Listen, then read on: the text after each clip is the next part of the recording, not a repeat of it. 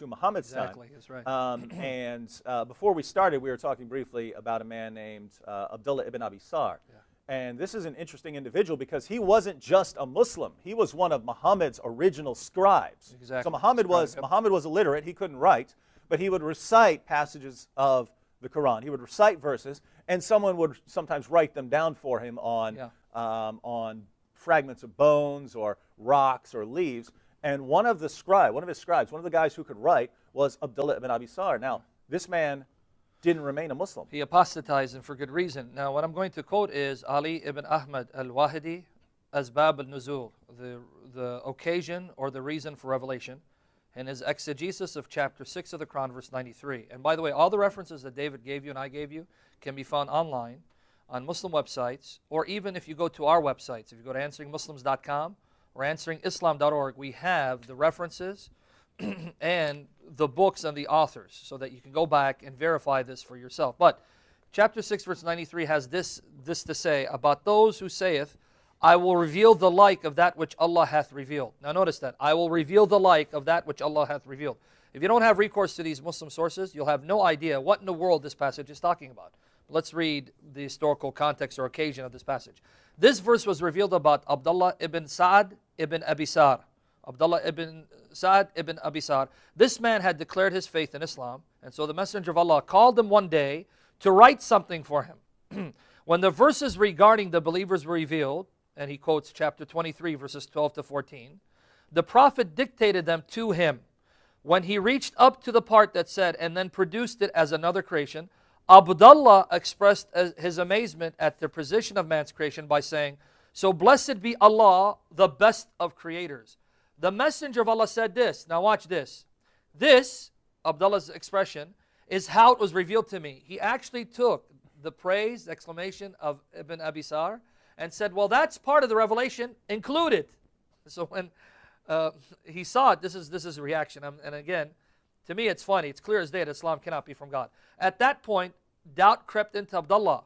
He said, if Muhammad is truthful, then I was inspired just as he was. And if he is lying, I have uttered exactly what he did utter. And then he abandoned the faith. Later on, the narration goes to say that when Muhammad conquered Mecca, Muhammad singled 10 people to be killed. Abdullah happened to be one of them. But guess who protected him from being killed? Uthman ibn Affan, because Abdullah and Uthman were foster brothers. And because of Uthman's intercession, he was spared. But Muhammad had targeted him to kill him because Abdullah was a reminder of the fact that he was just as inspired as Muhammad, because his words became part of the Quran. And Muhammad was kind of mad that they didn't immediately kill Abdullah, right? No, because, he didn't want to say, go ahead and kill him. He didn't want to offend Uthman, but he's hoping that one of his companions would strike him with the sword. When Uthman left, he told them, why didn't you kill him? Well, why don't you tell us something? Like, why don't you, wink with your eyes? Then we'd know. He goes, prophets do not wink. Now, think about this. Muhammad is delivering the revelation. Abdullah's writing it down. Abdullah's writing it down, and Muhammad reveals a passage, and Abdullah praises God. He praises God for it. Muhammad said, oh, yes, that's in there too. And his response was, well, if Muhammad's a prophet, then I'm a prophet too. If Muhammad's a prophet, then I'm a prophet too, because I'm the one who said that. I'm the one who said that part, and Muhammad said, yes, that's revelation. Exactly. So if Muhammad's a prophet, then I'm a prophet too, but Abdullah realized I'm not a prophet. Yeah. And if I'm not a prophet, then neither is Muhammad.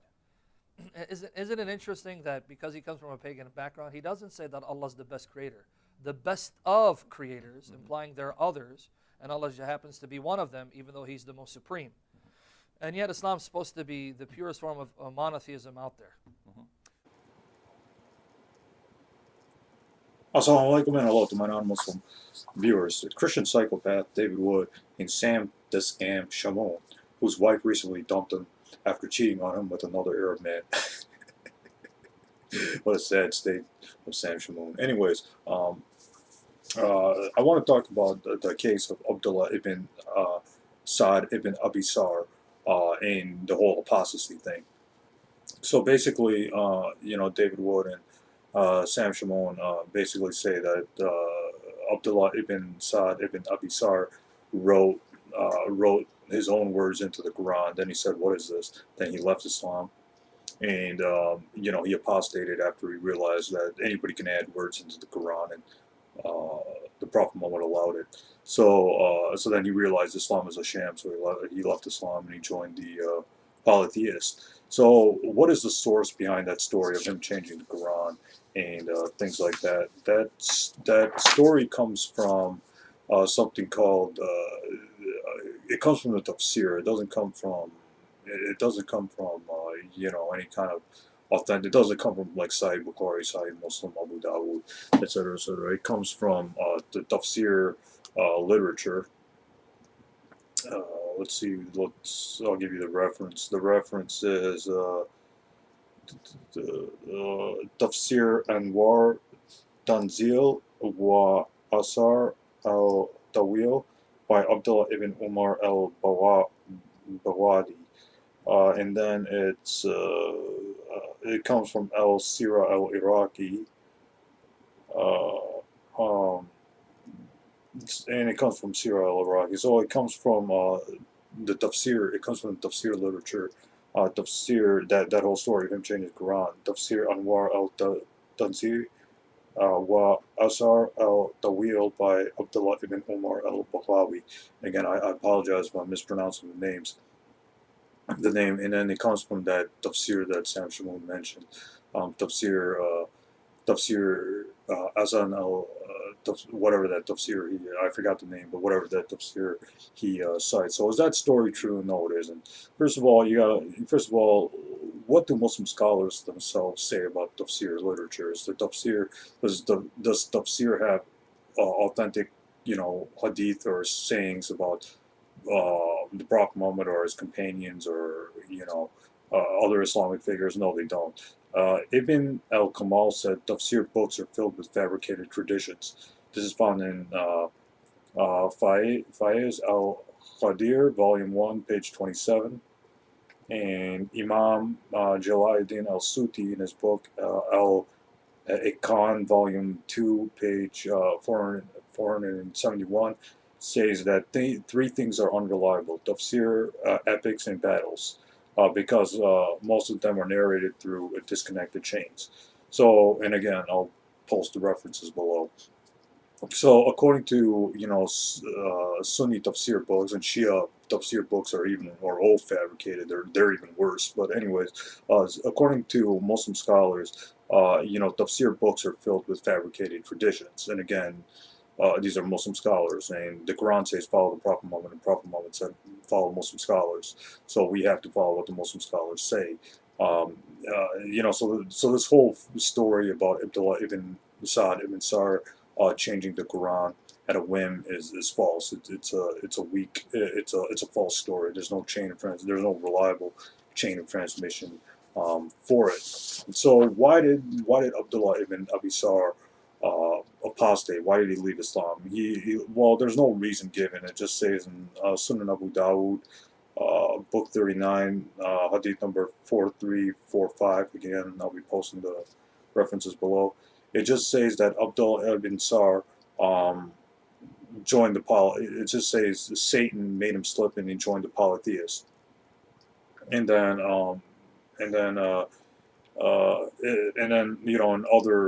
in the Sealed Nectar, which is the most authentic biography of the Prophet Muhammad, it says Abdullah ibn Abu Sarh became Muslim and emigrated, and later he left Islam and killed some of the companions. So Abdullah ibn abi Sarh was already like a warmonger. He was already a killer of Muslims and stuff like that. He was already killing Muslims and things like that. And again, this is found in the Sealed Nectar on page 468. So Abdullah ibn abi Sarh was not just, he didn't just, left Islam because, he could add his own words into the Quran. That story is not authentic. It's not true anyways. He was a Muslim, then he left Islam, then he started fighting against the Muslims, he started killing the Muslims, he started instigating war against the Muslims.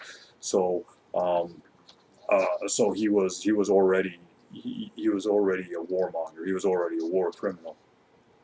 So then the Prophet Muhammad commanded, so that's why the Prophet Muhammad commanded him to be killed in Sunan Abu Dawud, book 39, page or I'm sorry, the Sunan Abu Dawud, book 39, hadith number 4345. The reason why the Prophet Muhammad ordered him to be killed was not because of apostasy. It was because he was, he killed some Muslims and he was instigating war and stuff like that. The best way to deal with warmongers at that time was to kill them because there was no prisons or anything like that. So Uthman ibn Affan sought protection for him, and the Apostle of Allah gave him protection. Again, found in Sunan Abu Dawud, book 39, page 300, or hadith number 4345.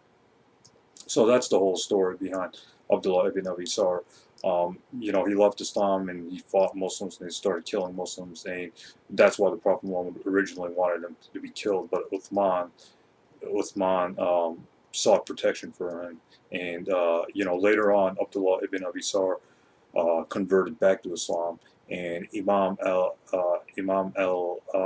al-Athar says that after Abdullah ibn abi Sarh converted back to Islam on the day of conquest of Makkah, he remained a Muslim forever. He remained a good Muslim forever. So that's the whole story behind Abdullah ibn abi Sarh. There's no, that story of him changing the Quran is false, and this is further proof that you can't kill a peaceful apostate. This is further proof, because the reason why the Prophet Muhammad wanted him killed was not just for apostasy. It was because he joined the disbelievers and he was killing Muslims, and he was fighting against the Muslims, and he was killing Muslims. He was killing the disciples of the Prophet Muhammad. So that's why. So this is further proof, because the Prophet Muhammad is the best example to follow. According to the Quran, the Prophet Muhammad is the best example to follow. So the Prophet Muhammad wanted him killed not just because of apostasy, was because he was physically fighting and killing the companions. So this is further proof. This whole case of Abdullah ibn abi Sarh, the Prophet Muhammad not killing him is further proof that you can't kill a peaceful apostate according to the actions of the Prophet Muhammad. And again, the Quran says to follow the Prophet Muhammad. So this actually helps prove my case that you can't kill apostates. So thanks for watching, and hopefully this completely clarifies and refutes that story. Thanks so much.